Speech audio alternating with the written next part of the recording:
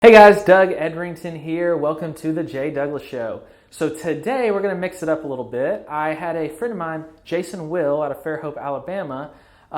He interviewed me recently, and it was pretty cool. And so instead of me thinking all the questions that he came up with to share with you, I thought, why not rip off and duplicate, right? So Jason, I want to give you a lot of credit. Thanks for interviewing me. What we're going to do is we're going to play this podcast, have some fun with it, put your earbuds in, be ready to take a lot of notes because there's some really great content.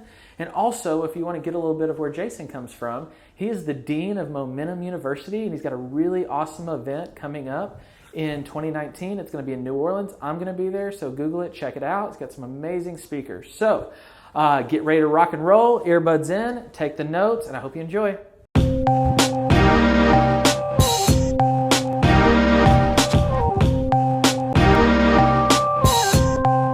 Hey everybody, I'm Jason Will. I am the Dean of Hustle at Momentum University. I'm here with Doug Edrington. All right, we're going to talk about team building today. Doug has a massive team in Chattanooga, Tennessee. That's right. What other areas do you serve? So we are just in Chattanooga, Tennessee, in the whole greater Chattanooga area. I guess you could even say a little bit of North Georgia because we're right on the border. Chattanooga is our hometown. We have not only a team, we recently opened up a Berkshire Hathaway brokerage, so that's been exciting. That's big time. We're getting to be exposed to a lot, so it's awesome. This is a real estate podcast, but we talk about leadership, personal growth, and becoming the best version of yourself. Leadership, check 1, 2, check 1, 2. Growth, best version of yourself. Go. So this is a real estate podcast. All right, Doug Edrington, I don't know if you're experiencing this, but are you seeing the independent agent that they want their voice to be heard, saying that the team model is ineffective, it's broken, it's not profitable? Because right now, really, all the noise in our industry is about teams. So here's what I think. Are they right? Yes. Are they wrong? Yes. It's not like it's black and white. It's very gray. And what I've learned is that team leaders typically are a team leader because they were just a good performer. They were able to create a lot of business, and they thought that, well, I'm just going to bring people on, but that doesn't mean that they're necessarily the best manager, right? Have you ever seen that before? Yeah. So I like to think that, first off, knowing what your strong suit is, and yes, you may have to wear all the hats at one time because that's what you do when you're growing a business, but be very, very crystal clear. I like to call it, have your visionary organizational chart drawn out on the wall of what are you going for, so you can immediately from day one, or maybe day 21, or maybe year 20 when you're starting over, rebuilding for the 12th time, at least like if you drew the map up on the wall, you said, this is where I need to be and these are all the people I need, so then you can start plugging those people in. And think as big as you can. I love to have the visionary chart of what we are today. It's me, the assistant, and the buyer's agent. And then where I want to go, where there are agents and expansion teams and marketing departments, all the stuff that goes with it. And you may not even be the CEO. You might be like a board member and someone else is the CEO. Right? So from small to thinking really big will help you just get to the next step. So why not? You mentioned that there's a little dialogue in there. You kind of snuck it in there about like rebuilding for the 12th time. Yeah. So things are going to happen, right? Yes. Yes. People who are upper level executives in your organization are going to leave. They're going to take agents. They're going to take business with them. There's really nothing we can do to stop that. Right. And so I'm sure you've had times where you're like, you know what, to hell with this. I'm just going to be a single agent, maybe hire a bunch of badass admins. No, I've never thought that before. Yeah, no, I know what you mean. What keeps you going, and why is this worth it? I would say exposure to other people's lives, scenarios, teams, companies helps me really focus in on you have a bad day, it doesn't mean you failed. Hopefully you can see it as you learned. We forget that the stock market, when we see the ticker going up and down, that's somebody's company. Right. That's a bunch of that's a good example. Businesses that's going up and down, and they're never just straight. Right. They're never straight down.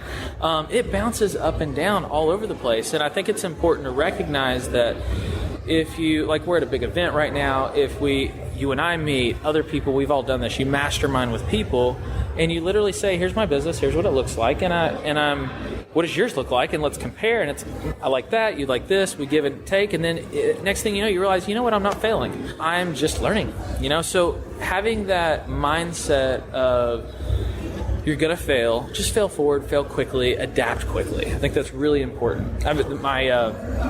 between now and the end of the year, my mindset is grow faster, die slow. Wow. I really think that is super important to think about, because if you're not growing, you're dying. But let's just grow faster so we don't die slow. Because unless you're like, you get old and you finally die, right? I don't want to do that. Well, isn't it, and we talk, about our clients. Our buyers need to have the right expectations. Our sellers, if we don't arm them with the right expectations that, the lockbox may get left open, or they might come home with the key in the door, or, the inspection might go bad, or we might get some lowball offers. If we don't kind of set the stage for those things and they're surprised, they kind of, it troubles the experience a little bit. So on that note, I would say this. Cash is king, right? Everybody knows that. They've heard that a million times. The times where I have more cash in the bank account, I don't feel like every conversation has as much weight on me to make cash off of that conversation, right? So it's easy to say, everybody's going to build up to it. But if you met with the buyers, since we're talking buyers and sellers there, if every buyer you met, if you knew that it didn't matter if you made $1 from them today or if you made $1 from them next year, because you were truly being their advocate, not just a salesperson, you're going to build more relationships long term. People are going to trust you. Team leaders are the same way. Like, I think I've had team members that are producing, and maybe something's going on in their life right now, and I just don't think they're the best fit, but I know that by helping them move on to what they're supposed to be doing at that moment is going to help them in life, and they may even come back. And I'm okay with that. But like, when you don't have any cash in the bank, you don't think that way. You think, how do I make the money right away? And so it tends to have you make maybe some decisions that you wouldn't have made had your bank account been fuller. So again, set a really crystal clear goal. Sometimes it's like, maybe it's just 10 grand. Maybe it's 100, depends where your market's at, right? Us lower price points, it's a little bit different. But just having that nest egg makes you feel better. When you feel better, you make better decisions, right? And people are going to come and go. I mean, you've got to make peace with that. You're very rarely. I mean, what's the longest running team member you've had? Well, unfortunately, my dad has been with me for no. Obviously, the family's there. It's great. Yeah. No, we've got a gentleman on our team. I want to say he's been with us for 6 or 7 years now, and it's been a great place. Now, I will say this: if he's watching this, I know he knows what I mean. He's older in age, so he's looking to figure out how to. I don't want to say retire, but eventually slow down. Where a lot of other people younger in the industry, they're on your team, they're looking to do something with it. And that's part of the reason we started the brokerage, is because at the last brokerage that I was at, I was just the team. I didn't own the bigger picture. So we'd bring someone on. Our whole business was built around bringing agents on that were not in the business, so no experience. Bring that person on. They'd be with us for 18 months on average, and they'd say, I want to go start my own team. The hard part about that, and if you're in that mindset right now, really have a conversation with a lot of people, because there hasn't been a single person that has left our team, maybe one who did recently, and I think he has a shot to make it happen. But everybody else jumped out prematurely. They all were capable of going and doing their own team. They just did it too soon without enough education. So now under the brokerage, and you probably have a similar setup in your model, someone's on my team and they want to start their own team, I can really support it because it's still underneath the roof, and you don't have that like I want to kick you out kind of mentality, right? So that is a bonus. Yep, definitely. And for us, we're kind of like the major leagues, and all the other agents are in the minor leagues, let's say, and it gives me this talent pool. If somebody steps up and I can see them that they're rock star talent, I've just got this very narrow lens that I can look through and spot talent and go, hey, you should come up to the major leagues. And I want to say this too, for the team leaders out there, the message isn't it's not go open a brokerage. No. That's not the message. Yeah, the message is build the organization that you want, and you can do it wherever you want, right? I just had a desire to do it. I didn't always have that desire. But I will say this, within our team, we have assistants that turn into ISAs, that turn into agents, that turn into mentors, that turn into managers, that turn into maybe even a regional area manager as it applies to expansion. So if you build it and you show it in your vision, Someone once said, I wish I knew who said it, you have no right to ask for what someone's why or vision is if you don't give them yours. And so as a team leader, show your team where they can grow in your business, and they're more likely to come to you and have the conversation about how can I grow within our business versus peace out, I'm going to go do my own thing because I think that's the only way to grow. And by the way, once again, typically not a person who went to school for business management, and the cycle just continues on, right? And so team members, they have to have, I mean, if you're going to build a successful team, I think you have to gain some fulfillment by seeing others succeed. Yeah, absolutely. So when I started my team, it was just because somebody said, this is what you need to do. Yeah. This is where the money is. This is how you can work less and make more. Yeah. So I was like, okay, I'll go do that. There was I didn't develop the org chart like you said. I didn't do any self-reflection about who I am as a leader, where I want this to go. And for, nearly a decade, it was just like hitting my head against a brick wall. Yeah. And then had to change everything and say, well, I need to start not looking for what people can give me in terms of return, but how can I invest in them? So you got to say what kind of person am I? Yeah. Where am I going to get fulfillment? If it's all about cash, maybe the situation is just hire a bunch of rock star admins and go crush it and just bring all the money in. I don't know. Well, there was a point when a couple years ago where I thought, all right, what's the goal next year? Goal sell. We did just shy of 600 houses, 491 we did the previous year, and the next year it's all right, what's the goal? It's 1,000. And we took a step back and I was like, what will 1,000 houses actually do for us? And when you start to make the pros and cons list, the pro, it's money. The con was well, we got to figure this out, and time. And I realized, I was like, you know what? Maybe just getting to 1,000 houses isn't necessarily the smartest thing. We're at a point in our career where we need to rebuild our business and repackage it to where it can be scalable to handle the 1,000 unit build. Does that make sense? Yeah. That's kind of a deep thought here, but if you're thinking about making a tremendous amount of increase in sales, I would first ask you, how do you make a tremendous change in your business to be able to handle it and scale with it? And what you'll find out very quickly is that, maybe your support staff can't support that. So make sure you think that through. So then you start to think about, well, if I hired more support staff, am I just selling more houses and making the same amount of money? So then you got to start thinking virtual assistants. My team has 7 of them. We figured out how to leverage that type of world. So yeah. ISAs, admin, personal assistant. It's pretty awesome.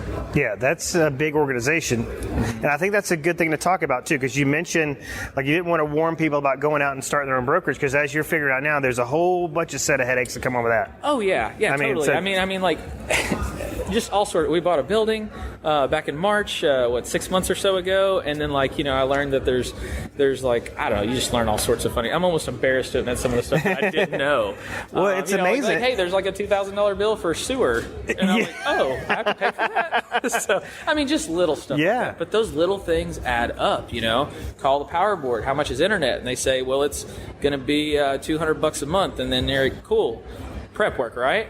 Then we actually buy the building, call the utility company back up, say, hey, we're ready for it. And they're oh yeah, it's $200 plus $100 for every access point you put throughout the building every month. So, stuff like that. Yeah. It adds up. So do your homework, make changes quickly. Now, I have a lady in my one of my offices who is in just the infancy stages of building her team. Okay. And the first one she kind of built, she ran into a lot of roadblocks, but the biggest thing that hindered her in the beginning was the accountability piece.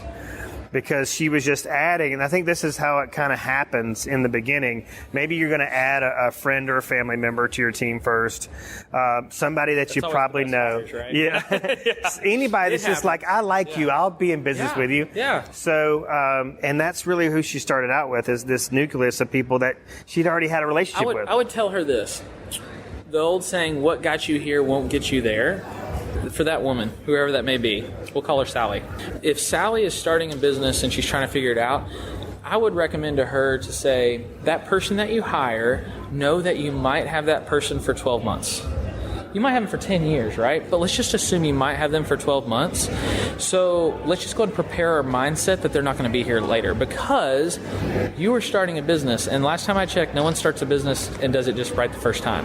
So you're going to learn a lot from them. Maybe you set the pay structure wrong. Maybe you probably set the expectations wrong.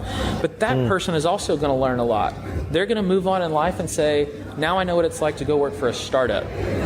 and how much did they learn? Right. So it's not like either one took advantage of each other. Two people made a choice, and they both learned from it. But just be willing to know that you don't own people, and I think that your mindset will change when someone comes to you and says, "Hey, I'm thinking about leaving." You can say, "That makes sense. If I were in your shoes, I'd probably do the same thing. Can we repair it? Can we fix it? If not, let's part on a friendly way and let's move on," because we don't own people, right? And that communication piece is so important, because if you're really communicating accountability in the right way, then you're helping your team members understand that the accountability is one of the main selling points, like why you came here, because that's the only way you're going to reach your full potential is through accountability. So accountability is really a love thing. It's not a hate thing or an iron fist thing. It's like, I'm going to get you to go where you always wanted to go. But how did it take you a while to wrestle with that piece? Oh, absolutely. Absolutely. And I'll give you two things here that are probably worth leaving you with. Very simple, though. One-on-ones. Do you have a one-on-one with your team, every single person on your team? And as your organization grows, you might delegate that. You may have a one-on-one with someone that has one-on-one with 5 others that you don't. So as you grow, think that way. Right. But for that Sally who hires that one person, does she have a one-on-one with their person every single week? Because that person is doing everything they can to please Sally, and Sally assumes that person knows what they're doing most of the time, especially if it's a new position. I can't tell you how many team leaders have said, "I hired my first position of this position, whatever that may be, and we're going to figure it out together." And the reality is that person may have an entrepreneurial spirit in thought, but when you actually say figure it out, they need you. That's why they came to work for you. They're lost. So the one-on-ones are important so you can help. It gives the platform so where you can say, here's what you're doing really good, which is important to compliment, and then here are things where there's areas of room to grow. Because if you don't have those one-on-ones and you don't communicate well, that other person, usually one of two things happens, which one being they assume that they know more than the team leader, which sometimes they do, and they decide they're just going to go do their own thing. Or maybe they decide to take over and do what they want to do, and maybe you won't approve of it as team leader. The other thing that I would say in any type of partnership, relationship, employee, agent, whatever you want to call it, be very clear on 3 things. I think this is great for the C-level or your leadership conversation, but all the way down to everywhere, the agent and the assistant. Have clarity on 3 things: ownership, compensation, and decision-making. That triangle, ownership, compensation, decision-making, if you don't have those 3 things crystal clear between anybody in your organization, you're going to have chaos. Who owns the company? We understand equity, right? Right. It's your company. I don't own it. I may be here, but I don't own it. Compensation. I am here and I helped build this underneath your roof. You own it, not me, right? Right. So, and then how do I get paid? I jump back to ownership. But on that note, what that typically leads to is maybe a bonus, a reward, or a raise. Do you have your pay structure set up to where they understand that they're not a partner in the business, so therefore they're probably not going to get paid the same way? Or maybe that person gets paid more because you do nothing if you're the owner of the company. It just depends, but clarity's key. And then last, decision making. I think it's appropriate to say in different departments or different parts of your business, someone can have decision-making. This usually falls on the leader, though. Right. Do you respect that? You give them the ability to do so? Do you respect to allow them to make those decisions? Ownership, compensation, decision-making. If those 3 things aren't clear, you're going to be bumping heads. But when those things are crystal clear, it's nice to talk about new projects and not worry where the money's going to go. Awesome. Yeah. All right. If you had to, let's end on this. What's one thing you love about running a team? One thing that I love about running a team, or just being a part of a team, your favorite thing about team building. I think it's different today than it was, a few years back, especially when I was in production. One thing that I really love is that we're at the point in our career where I'm only looking to hire leaders because I want to impact people that want to impact somebody else. And just because you're good at doing something doesn't mean that you're a good teacher. And nobody's naturally a good teacher. I've learned this. You have to be taught. I've been taught, I've been trained, and I have way more to learn too, as we all do. But teaching a skill that has been taught to you that no one can naturally just have, I think is a really awesome thing, because you can constantly improve it. You can put your touch on it. You can mold people. And to see people and families grow, there was a guy of a hotel company that is in Chattanooga, and I'll never forget this. I asked him a question. I said, how many employees do you have? I asked him, how many employees are you responsible for? And he said, I'm responsible for 150 families.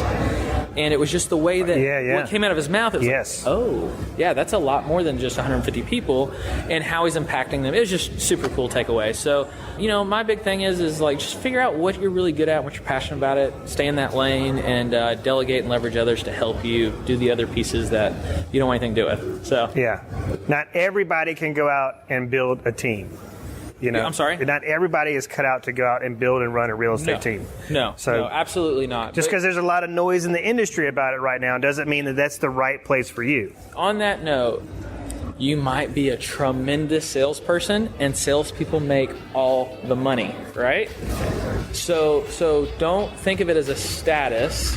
Think of it as, how can you leverage your skill to reach your goals and do it the way you want to do it. Ooh, that's a good one, Andrew. Cool, Doug, thank you so much. All right, Enjoyed man. it. I appreciate it. Thanks, everybody, for tuning in. We'll see you next time. Thanks for having me.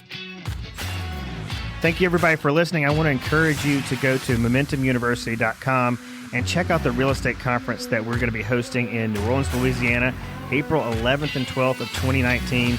This is a real estate conference started by agents for agents, and we've got the most incredible lineup of speakers you've ever seen at a real estate educational event. It's going to be awesome. It's also going to be on the backs of the French Quarter Fest. So come make a weekend out of it. Let's collaborate, network, and take our business to the next level. Get your tickets today at MomentumUniversity.com.